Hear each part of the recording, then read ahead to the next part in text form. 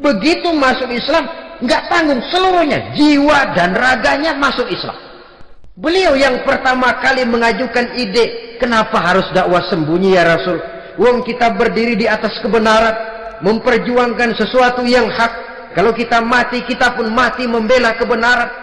Kenapa mesti fafimal ikhtifa? Kenapa harus sembunyi-sembunyi?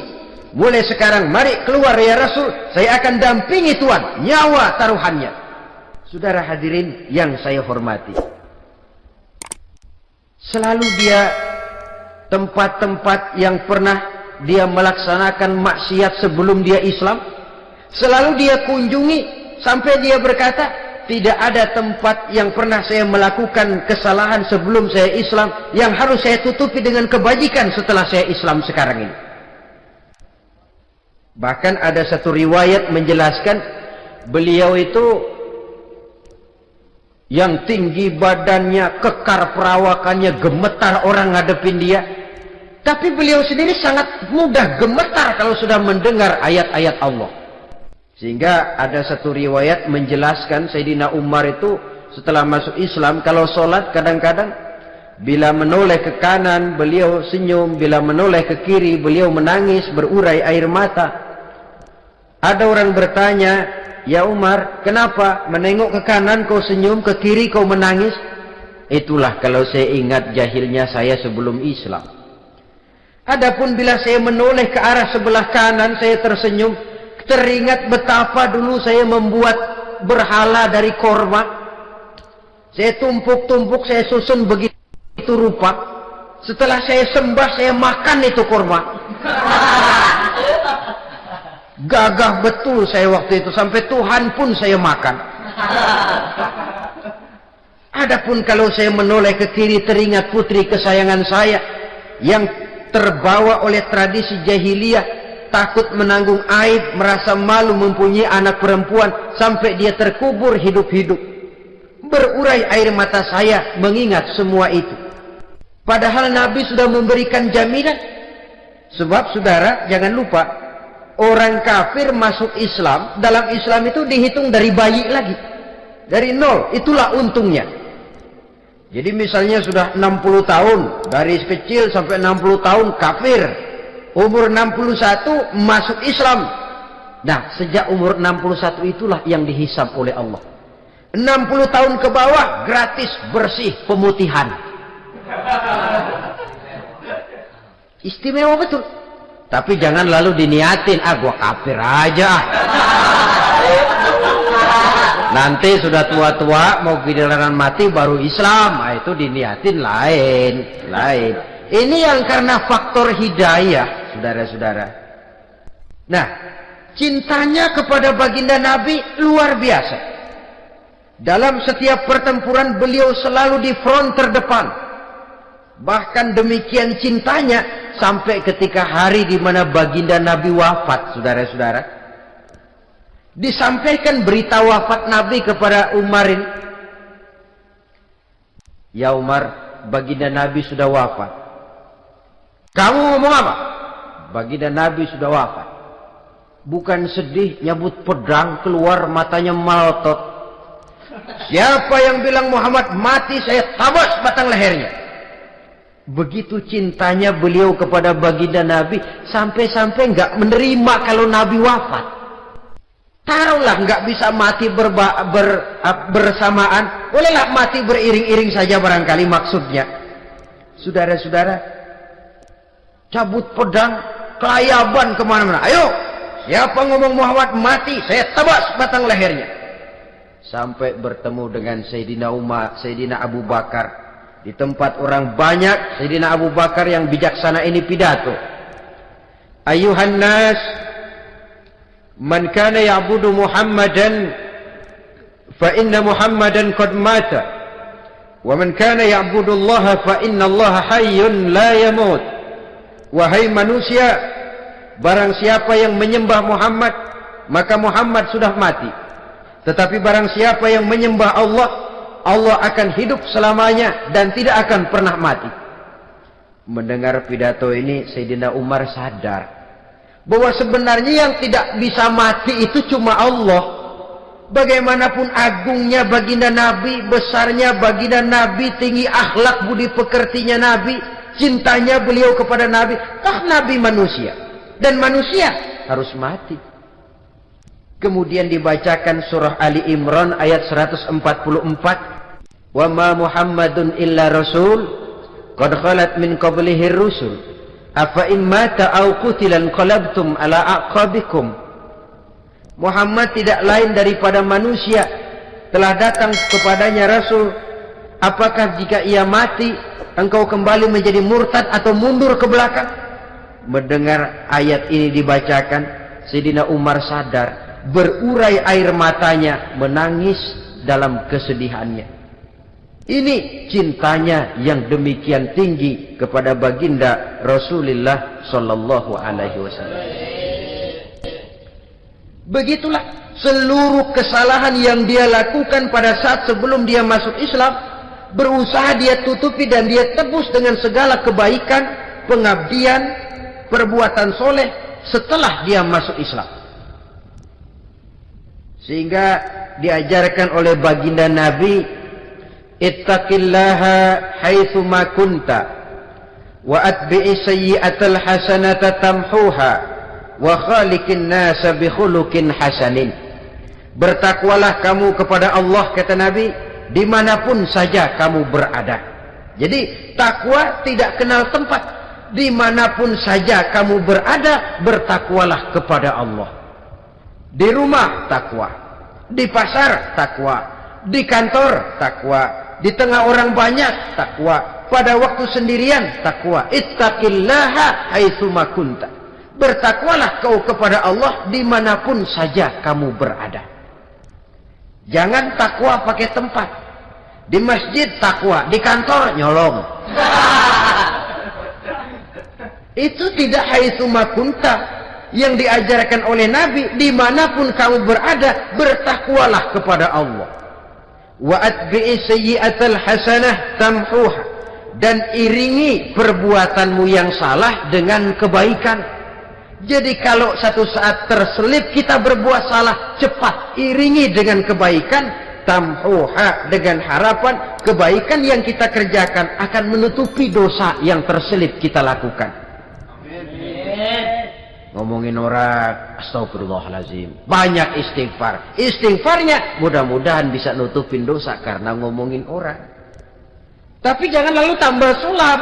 Ngomongin orang istighfar, terus ngomongin lagi istighfar lagi.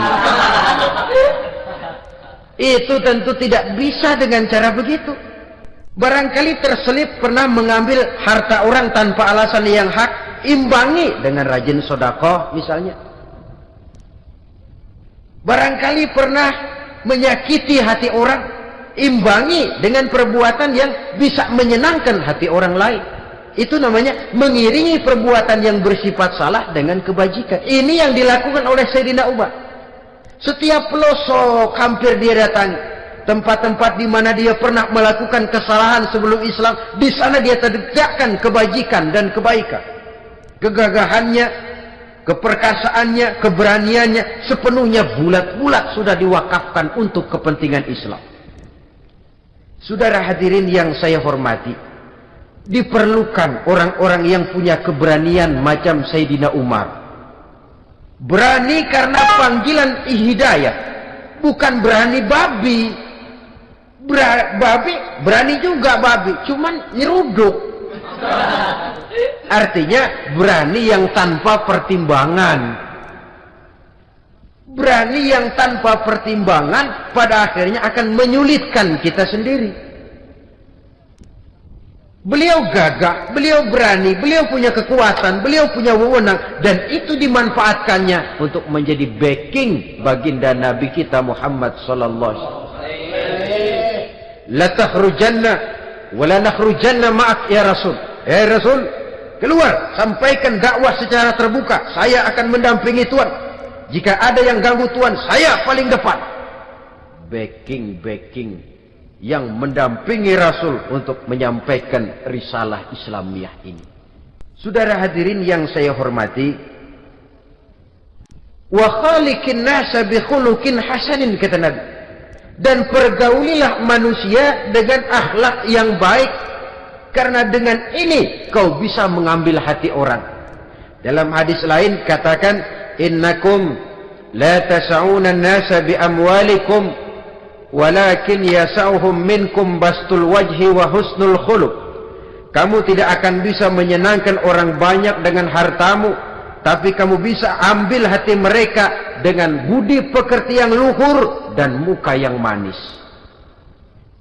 Dengan harta belum tentu kita bisa menyenangkan semua orang, tapi budi pekerti yang luhur, muka yang manis, itu yang akan bisa membuat kau menyenangkan orang banyak.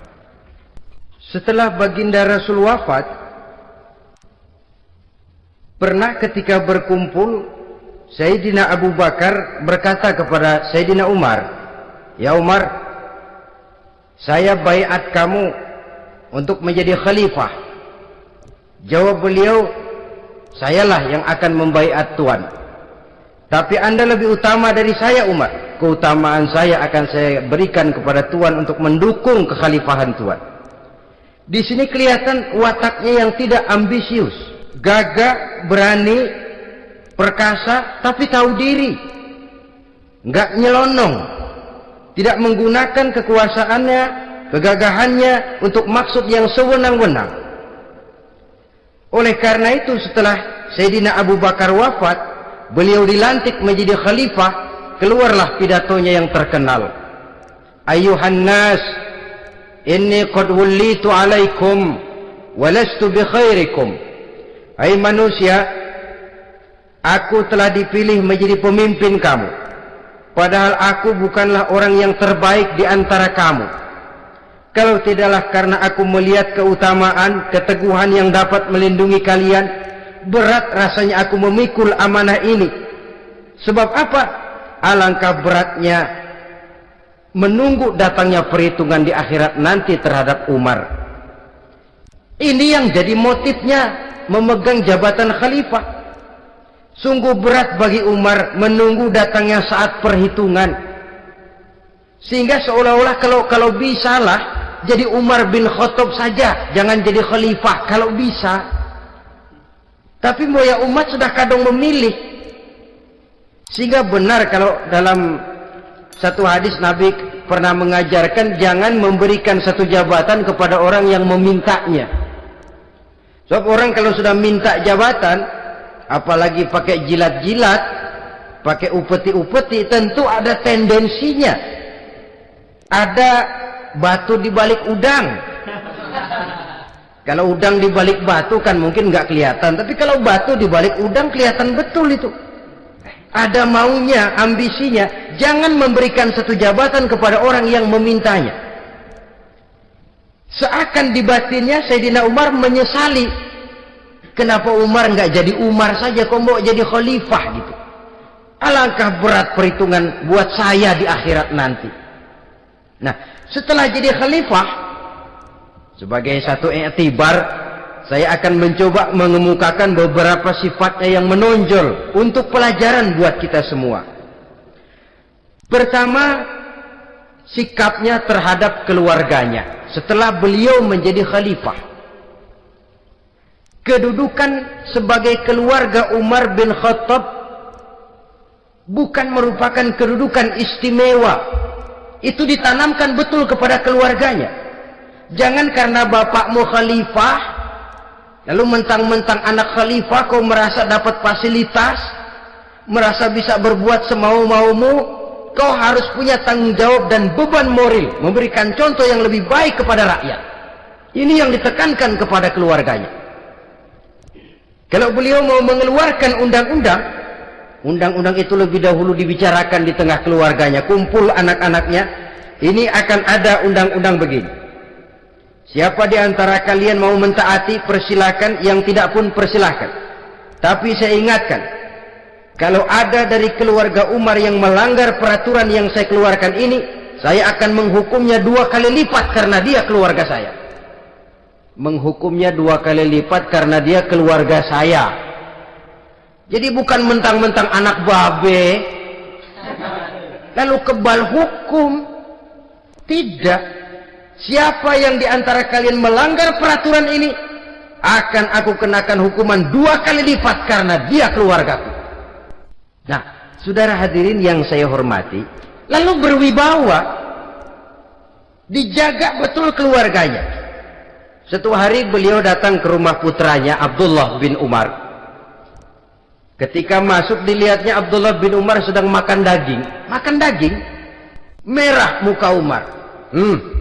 Mentang-mentang anak khalifah ya, mentang-mentang anak Amirul Mukminin ya, kamu makan daging. Lihat tuh rakyat kita masih banyak yang kelaparan, makan daging, makan roti keras. Padahal itu halal, sesuatu yang diperoleh dengan usahanya sendiri. Tetapi begitu hati-hatinya Umar untuk menjaga pandangan orang. Keluarga khalifah merupakan beban moral sebab akan dijadikan contoh oleh rakyatnya. Mentang-mentang anak khalifah ya makan daging. Lihat tuh rakyat, roti keras digarotin. Lain saat beliau pergi ke satu pasar. Di situ dilihat ada sapi gemuk-gemuk. Tempat lain sapinya kurus-kurus. Tanya, ini yang gemuk-gemuk sapi siapa? Sapi Abdullah bin Umar, sapi anaknya. Panggil Abdullah bin Umar, suruh sini. Datang anaknya. Abdullah bin Umar, bagaimana ceritanya sampai ini? Begini Bapak, dahulu itu dengan uang saya beli sapi kurus-kurus, lalu saya rawat, saya berikan upah orang untuk merawat sapi-sapi itu sampai sekarang dia menjadi gemuk. Akan saya jual dan keuntungannya tentu sesuatu yang halal. Subhanallah, kata Umar, kau ini anak Amirul Mukminin, jual sapimu, ambil modalnya, untungnya, masukkan baitul mal untuk urus kepentingan orang Islam. Enggak mau anaknya terlibat bisnis ndompleng kekuasaan ayahnya. Karena mentang-mentang anak khalifah lalu segala macam bisnis lancar. Orang takut karena apa? Anak babe. Ada lagi. Pada waktu pembagian harta ghanimah, putri beliau yang namanya Hafsah, ini adalah istri baginda Nabi, meminta bagian. Kaum kerabat ayah, ini kerabat khalifah, kitalah dulu kerabat. Kalau kau kerabatku, maka jatahmu nanti dari ayahmu. Harta ini masih lebih banyak dibutuhkan oleh orang-orang Islam. Nanti belakangan, kalau ada sisanya. Belakangan kalau ada sisanya. La haula wala quwata illa billah. Saudara hadirin, itu terhadap keluarganya.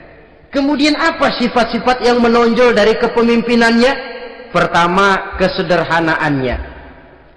Beliaulah satu-satunya khalifah Amirul Mukminin, setingkat presiden kalau sekarang, yang punya jubah cuma 2 dan 1 pun punya anaknya. Tambelan lagi.